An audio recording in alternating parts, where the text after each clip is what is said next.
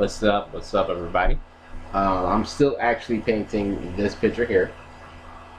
No good. So, whoever can draw this picture and everything, and draw it or paint it if they want, whoever can do it, they will win a prize. I will not tell you the prize, but you will win a prize, and it's going to be amazing. The prize is going to be wonderful, no matter who the person is. At least about maybe 5, 10 people, you know, we'll come together, see if we can win a prize. First, second, and third place. See if y'all can do it. And yeah, you'll all win something. You all will win something. Like no cap, you will win something. And it's not. I'm not joking around. You will win something. You just talk to me and look at all the other 3 videos I'm about to post. And yeah, you win something.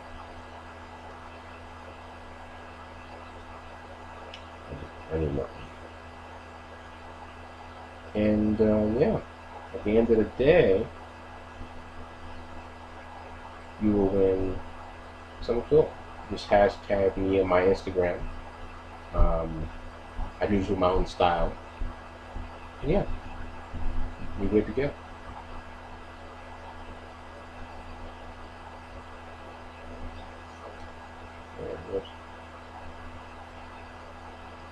So yeah, here we go. Go back to this again.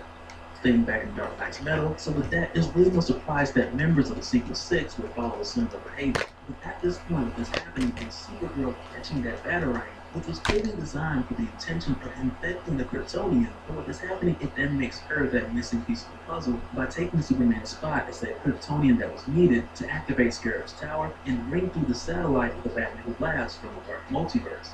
And when this happens, like, Gordon, who has the least creative name out of everybody, this is just the Commissioner. And he probably wanted to go by the commish, but it was taken. But even still, if he tried that, I'm pretty sure King Shazam would have like, nah, scratch that. That's right. I'm like, just imagine these guys arguing over whose name is what. But even still, with this happening, like, this isn't the original team Mr. Batman who laughs had planned to put together. But even still, when it happens, it still plays into his favor with him getting a Kryptonian on his team. But doing this also flips the scene for Superman because it's like you're no longer needed, and so now you're just a target. But immediately after doing this and wasting no time whatsoever, the 6 of them then use this cosmic tower, which is built by the Beetle, to open this door to the dark multiverse.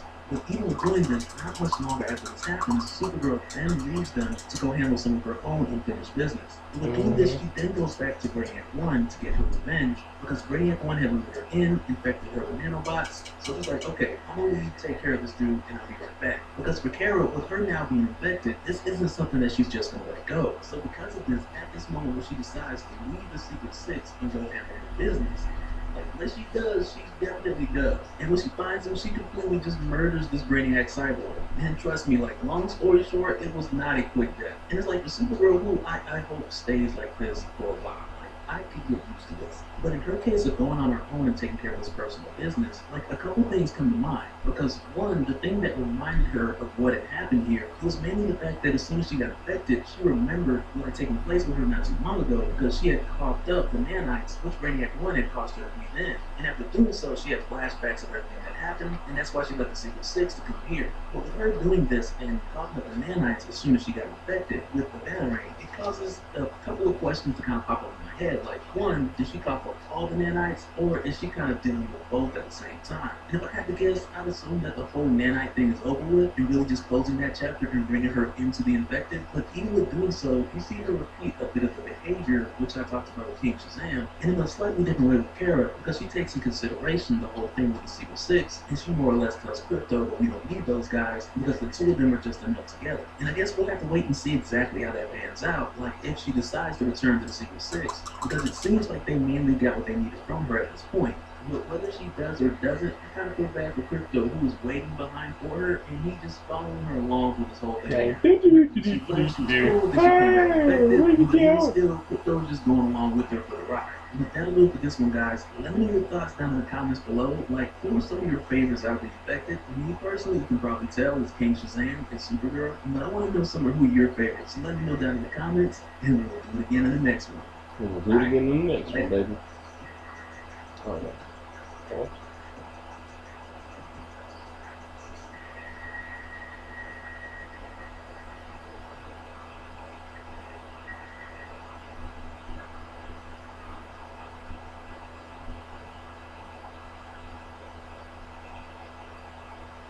a lot of theories on how to parent. What works for us is honesty. There's no way 300 come back and 50 change. Most of it's not real. We can't because Daddy had a vasectomy. Dinner's ready. Actually, they're light plant-based burgers. They taste just like regular burgers, but they're made from plants and they're delicious. Honestly, would we lie to you? You're not good at the game, so we let you know. Light tastes so good, you don't have to lie about it being plant-based. Honestly. Managing my type 2 diabetes wasn't my top priority until I had her. I think my tracebo is now I'm doing more to lower my A1C. Once daily tracebo control blood sugar levels every hour. Yeah, I don't know which stuff. Sorry about that. Which is exactly as the name tells and nothing short of it. Especially with the way that we come to find out that Carnage has cornered the odds towards Eddie, leaving him to make a decision to where there is no right answer. So let's get into it. But first, if you're new to the channel, be sure to subscribe to catch the spills every week. And don't forget to hit that bell up top to discuss in the comments for the first hour.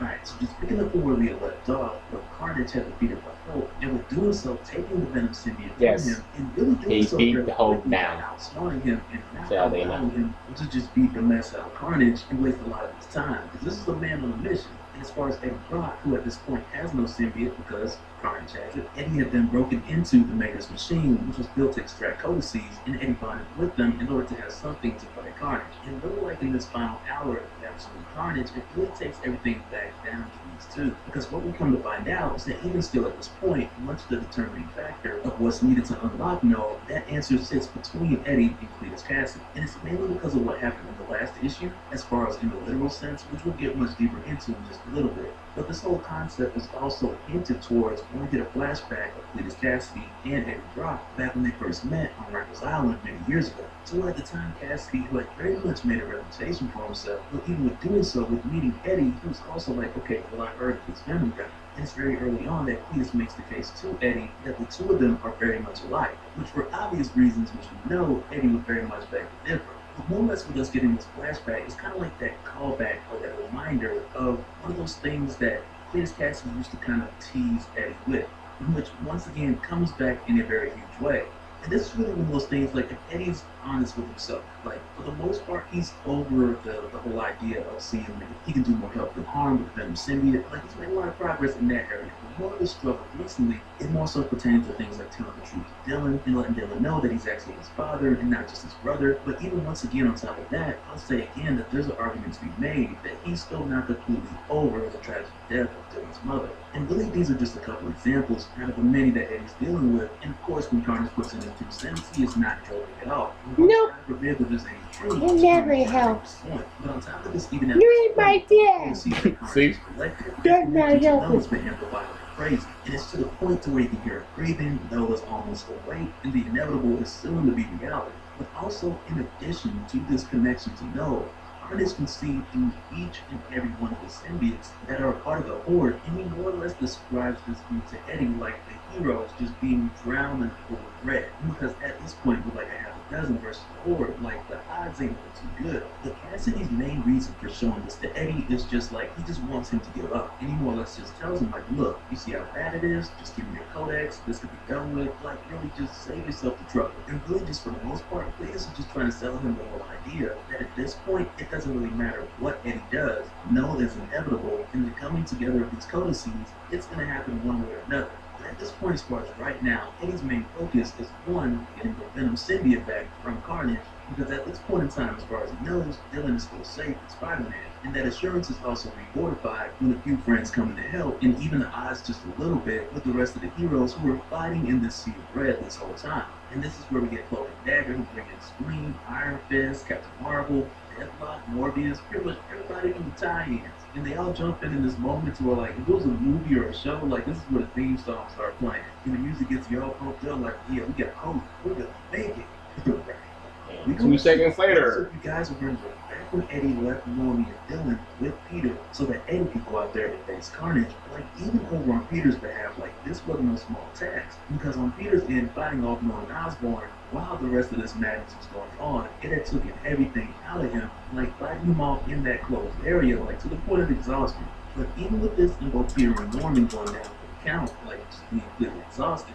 Like even with doing so, the boys were far from safe. And it's essentially because just seconds later, the symbiote which was attached to Norman, it leaves his body and then it comes after Norman and Dylan. And so now you guys remember back when we talked about the newfound abilities of Dylan, of which from what we know there are about like 3, at least from what we discovered so far. And I kind of went down below if you need a refresher.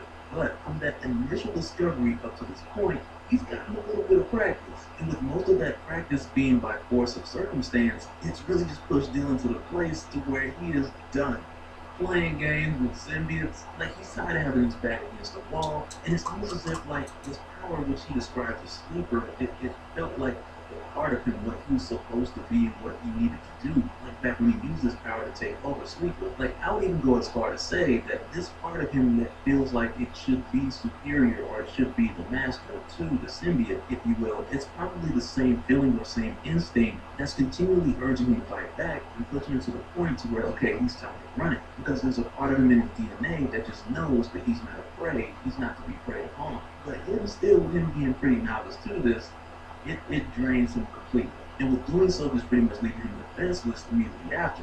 But even with this happening and going back to Eddie and Cletus Cassidy, like Carnage has been watching this even still the whole time. Because he can see through the eyes of every member of the Horde, which also includes the symbiote Norman Osborn. And when he sees this, immediately Cletus and Eddie come crashing through the roof, which I thought was pretty cool with us just seeing like what Carnage is seeing and not even jumping back to him, but like just him showing up. And so essentially with us jumping back to Carnage, like he's here, which is pretty crazy. But also at this point, with Dylan defenseless and Carnage giving Eddie this ultimatum, where it's like Eddie has to choose. And really it's either way that you look at it, Carnage wins. Because on one hand you have option A. And with option A, Carnage kills Dylan, takes his codex, and Carnage wins. But on the other hand, with option B, Eddie kills Carnage, to which way to do so, he'll have to use the Codicil symbiote, and with doing so, he'll be essentially giving away his codex. So it's like either way, Carnage wins. And it places Eddie in this tough position, whether to lose his son or lose the world. And I mean, it's really not that tough of a decision to lose the world or lose his son, because you know, for God so loved the world that he gave, you know, Eddie's like, nah, bump that. Nah, bump that. Eddie's like, bump the world, bump the whole world. But with doing this, the symbiote then leaves the body of Cletus Cassidy, which has been a corpse since Carnage formed. But with leaving Cassidy, it then latches on to Eddie, and once connected to Eddie, the Venom symbiote returns to Eddie, but also with a live and direct connection to Noah, who has just awoken. And really for Eddie, it was one of the situations like, what, he didn't really have a choice. Like, what would you expect him to choose? Especially if either option led to this catastrophe.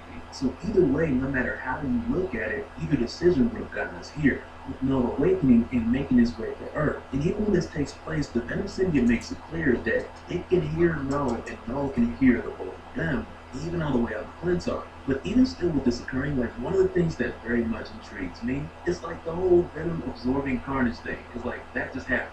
Because we know of late that this is one of those things that just can't be good. Especially when you take your instances of like your perfect symbiosis, where you have the host who's able to transfer into the symbiote, or more specifically transfer the consciousness into the symbiote, even after the original host's body is destroyed. And it's like we see this with Killmonger recently, there's more of this going on in King Thor, but I'm pretty sure I can safely say that absorbing Carnage is not a good thing, no matter which way you look at it. But even with this happening, most importantly before we move forward, I do want to state that this once again reinforces the whole argument which Cletus Cassidy was making, saying that him and Eddie Brock were pretty much the same. And it almost makes it seem as if this was the main reason why Cletus Cassidy was saving Eddie Brock for last. Mainly just so he could place him in this impossible scenario for his own amusement and bring back that old point that he had been making to his good old buddy from Rikers Island. And so now at this point, after all this has taken place, and as far as secrets go between Eddie and Dylan, and on Eddie's part, it's like, okay, this is what I've been doing for the past 20 minutes. So now it's like at this point, okay, cat's out the bag. But even with this on the flip side, as far as what Eddie knows about Dylan, now that he's connected directly to Noah, who is making haste to make his way back here, this also opens up the possibility for Eddie to have a better understanding of Noah's power, which will in return help him understand what exactly Dylan is capable of, which could be an absolute game changer towards the conclusion. But either way, Noah's free and he's making his way to Earth full speed. But that'll do it for this one, guys. Let me know your thoughts down in the comments below. Like, I gotta admit, like, I I can't help but think, like, I'm still hoping that the Silver Surfer just pops up, even just for a little bit, and like your present day Silver Surfer, which probably won't happen because it'll be kind of like you still in the spotlight, but I'll definitely admit that I would not be mad at that, not one bit. But let me know what you guys think down in the comments below, and also, like, how would you like for this to wrap up from here? Because it does really feel like Eddie is the answer, but as you guys know, I love to hear your theories and get an idea of where you guys think it should go. So let me know down in the comments, and we'll begin in the next one. Alright, later. Booyah, baby, booyah.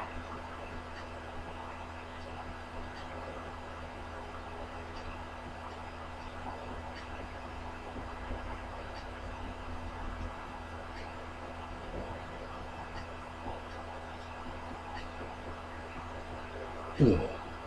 My face just looks like a turkey. Huh? It kind of does. Hey guys, welcome back. So now getting back into the intergalactic empire of Wakanda, and so we're at this point with T'Challa's memories back, and now it's time for the king to come home. So let's get into it. But first, if you're new to the channel, be sure to subscribe because it's still every week. And don't forget to hit that bell at the top so you can squad up in the comments for the first hour. Alright, so jumping right back in, we had seen Bast use the resources that she could to getting help from the Genju and also connecting with the ancestors to restore T'Challa's memories, and Bast essentially needing all of this assistance because of the tremendous amount of her power which was stolen by Emperor Killmonger. And so now, even though this process took a lot of time to do, they did complete it before the arrival of the Emperor who was coming to get his daughter back. But during this time that T'Challa was having his memories restored, we also have Farouk, who's the regent of Agwe, who called for a meeting with M'Baku, the commander of the Maroons. And so now Farouk called this meeting to propose a crazy idea to M'Baku, because during this time, with them being well aware that the Emperor was on his way, Farouk saw this as an opportunity to take down the Emperor when he arrives in a surprise attack, which actually involves blowing up the planet in order to take him out. And now that it will be done to the point where he sacrifices his own people, or the Genju for that matter, because even with doing so, he's made provision to do a planetary evacuation so that the Emperor and his forces will be the only casualties. And although M'Baku was very hesitant to do this, he did agree to Farouk's plan. But also in addition to this, Eden, who is now the Manifold, but who also is at this point no longer under the influence of the Emperor, but with Eden still having the Manifold suit, he now uses the weapon which he was given to hunt these people, now to open portals, giving them a doorway to the salvation. Which in a way, this helps Eden as well, because for him, this helps him relieve a lot of guilt, because back when he crash landed from the throne world with T'Challa, he wasn't thrown into the vibranium mines with his memories completely wiped. And really the Emperor only did that for T'Challa to keep him as far away from taking the throne as possible. But alongside of this, what the Emperor did in the case of Eden, he took just enough of his memory away so that Eden could still be useful, but also keep him far from T'Challa at the same time. And so now, in the case of T'Challa, who now has his memories back, and immediately after getting them restored, he starts working on trying to make a way to find communication back to Earth, because at this point, he's just ready to go home. Because really and truly, this trip in itself was just supposed to be a checkup, and it turned into a whole different something else. And it's almost like popping in a DVD that says Avatar, and then 12 Years a Slave starts playing. And then in the middle of 12 Years a Slave, all the slaves pull out lightsabers. And really, this should be a valuable lesson in it to never buy bootleg movies. But either way, needless to say, he needs to make contact with home so that he can make his way back, but also so that the Maroons could have the support for Wakanda Prime. But with T'Challa doing this, the immediate issue is that he's using a lot of power from the ship to where in this moment it's putting the entire ship and his crew in danger, especially with the Emperor on his way, when he could be arriving at any moment. And with doing this, it immediately rubs M'Baku the wrong way, because he lets T'Challa know he understands who he is, and he respects that. But as far as the responsibility of his ship and his crew, as commander, M'Baku's responsible for all these people. And within ordering T'Challa to shut this down, and T'Challa just ignoring him and repeatedly just trying new frequencies, this immediately puts them at odds, and Commander M'Baku makes his attempt to forcefully stop T'Challa from reaching out to Earth and using all the power and placing the entire crew in more imminent danger. And so now back on Earth, during this time where T'Challa and Eden have been going through all this crazy madness, but during this time, Shuri hasn't stopped trying to make her attempts to reach out to them and land some form of communication. And one of the things that's making this more difficult on both ends is the fact that the wormhole that she used to get T'Challa and Eden out there is closed back up since she's used it. So it's not like she can just copy and paste the same formula and just find them all over again.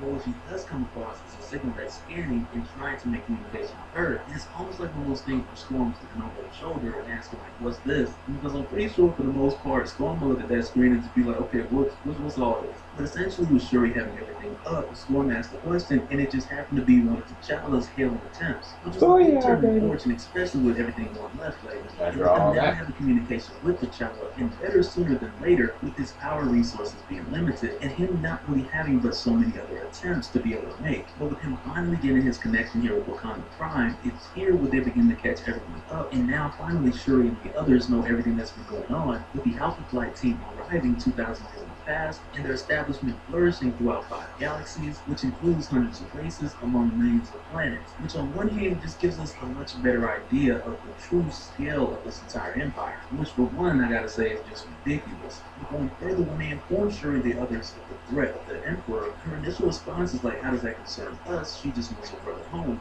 But on the contrary, it very much concerns them, because the Emperor doesn't plan on stopping there, and if left unchecked, eventually he will make his way to Earth. And in the case of Storm, who's been spending a lot of time in Wakanda since T'Challa left, and mainly just to help out in what capacity she can, whether Right, but this is mainly just to see who's watching my show, watching my TV show. No one's really gonna watch this, and this goes nowhere. This conversation, hey, who cares? Kind of keep an eye on if it does, I'll be surprised. Which is doing between Storm and Nakia. And I say that because keep in mind, when T'Challa first joined the Runes, so at the time he still had his memory wiped. Like back during those weeks, like there was this relationship that started to grow up between him and Nakia. And it's something that the two of them had put aside so they could focus on the task at hand. But even with doing so, there's like a bit of unfinished business there. So fast forward to now with T'Challa having his memories back, and on top of that, making contact back to Wakanda Prime, and even picking up within this brief conversation the chemistry between T'Challa and Storm, it does make Nakia a bit upset. And though she does focus on the main objectives through the conversation, you can still tell that she's big mad underneath the surface. But in the middle of this call, the connection is lost, and with doing so, M'Baku checks to see what's the problem.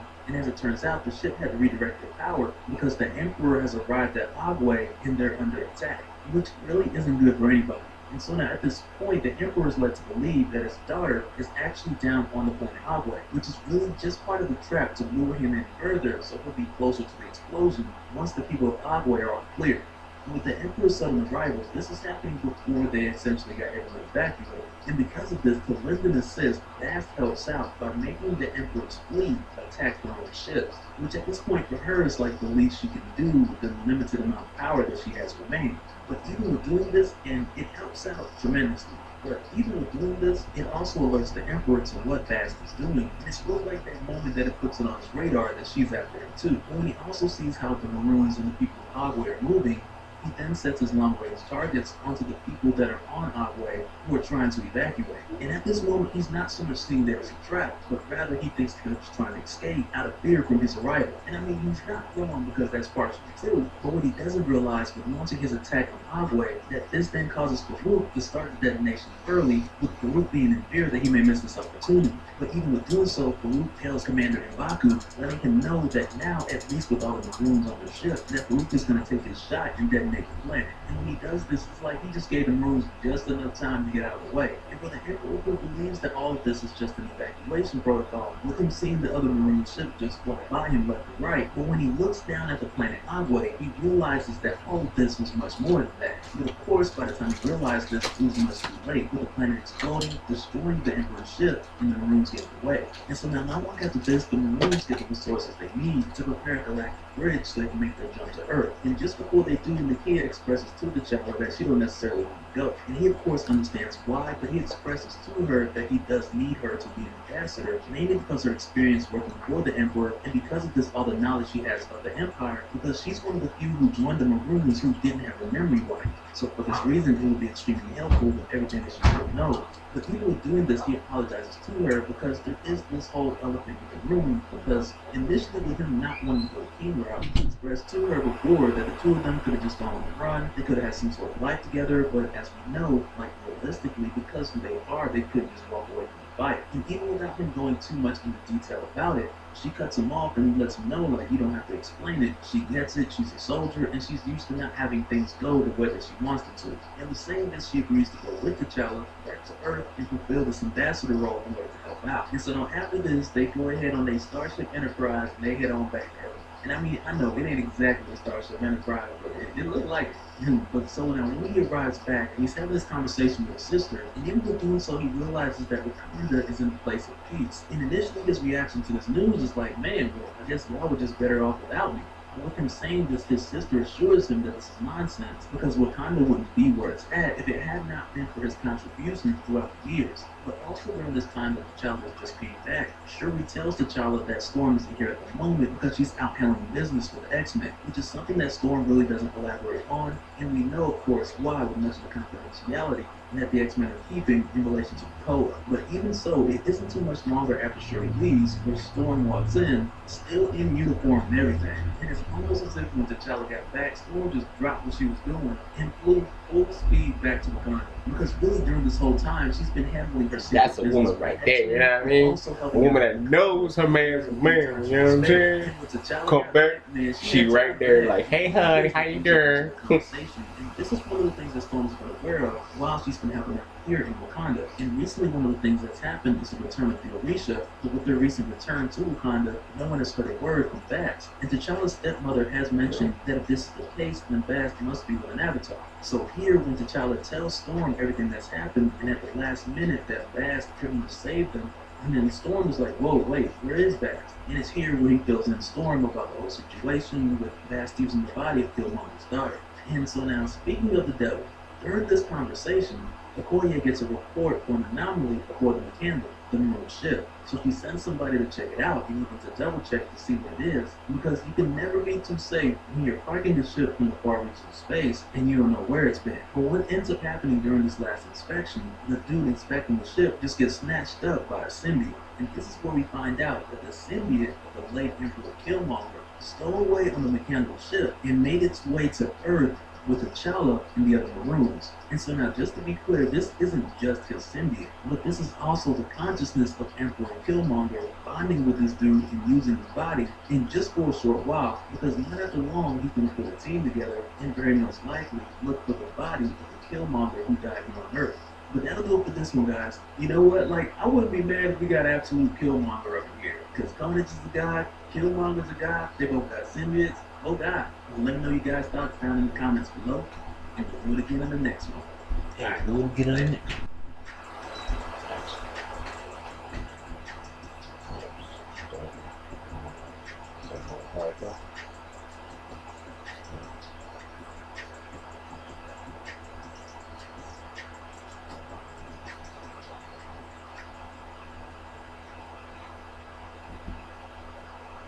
Hey guys, welcome back. So now going back into X-Men Dawn of X, where Hickman brings us something from House of X, which came a lot sooner than I expected. And even with doing so, showed us a couple new things along the way. So let's get into it. First, if you're new to the channel, be sure to subscribe to catch skills every week. And don't forget to hit that bell up top to subscribe in the comments for the first hour.